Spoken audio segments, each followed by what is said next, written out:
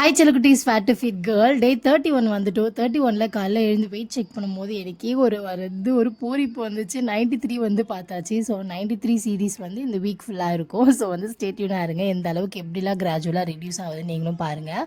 அப்படி தான் நம்ம வந்து வெயிட் லாஸ் பண்ணணும். ஃபாஸ்ட்டாக வெயிட் லாஸ் பண்ணால் நம்மளுக்கு வந்து சஸ்டைனபிளாக இருக்காது. நம்மளுக்கு கன்சிஸ்டன்சியாக ஃபாலோ பண்ணி நம்ம வந்து கரெக்டான ஃபுட்டு ஆக்டிவிட்டீஸ் இது மட்டும் போதும். வெயிட் லாஸ் செம்மையாக ஆகுது. நீங்களே பார்த்துருப்பீங்க. இந்த 30 டேஸ் வந்து உங்கள் கூட தான் நான் வந்து என்னோடய ஜேர்னியை வந்து ஷேர் பண்ணியிருக்கேன்.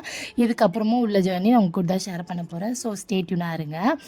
அதுக்கப்புறம் வந்து காலைல பிளாக் காஃபி ஒன்று குடிச்சிட்டு ரிலாக்ஸாக ஆகிடுச்சு மைண்டு. அதுக்கப்புறமேட்டுக்கா டிவி அதாவது யூடியூப் பார்த்து நான் வந்து இந்த 2 தம்பிள்ஸ் வச்சுருக்கேன். ஸோ அதை வச்சு அப்படி இப்படி ஒர்க் அவுட்லாம் பண்ணி முடிச்சுட்டு ஒரு 30 மினிட்ஸ் வந்து வாக்கிங் போகலாம் அப்படின்னு சொல்லிட்டு த்ரெட்மில்லில் வந்து ஏறி நின்று நடக்க ஆரம்பித்தேன். நிறைய பேர் வந்து த்ரெட்மில் பற்றி சொல்லுங்கள், எவ்வளோ ப்ரைஸு டீட்டெயில்ஸுன்ட்டு கண்டிப்பாக நான் வந்து ஷேர் பண்ணுறேன்.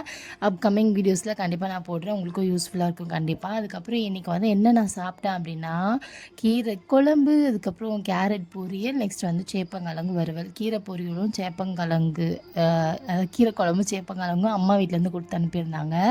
இன்றைக்கி நான் கேர்டும் இது மட்டும் வச்சுக்கலாம் அப்படின்னு சொல்லிட்டு, ஏன்னா எனக்கு கொஞ்சம் வந்து செய்யறதுக்கு சோம்பேறித்தனமாக இருக்குது. அதனால் நான் செய்யலை. அம்மா வந்து கொடுத்தாங்களா, இது சாப்பிட்டது இதே வந்து செம்ம சூப்பராக இருந்துச்சு மீல். இன்றைக்கி ஒரு மாம்பழம் வந்து அது ஒரு பீஸ் மட்டும் தான் நான் சாப்பிட்டேன். மாம்பழ சீசன் சாப்பிடாமல் இருக்க முடியலையே.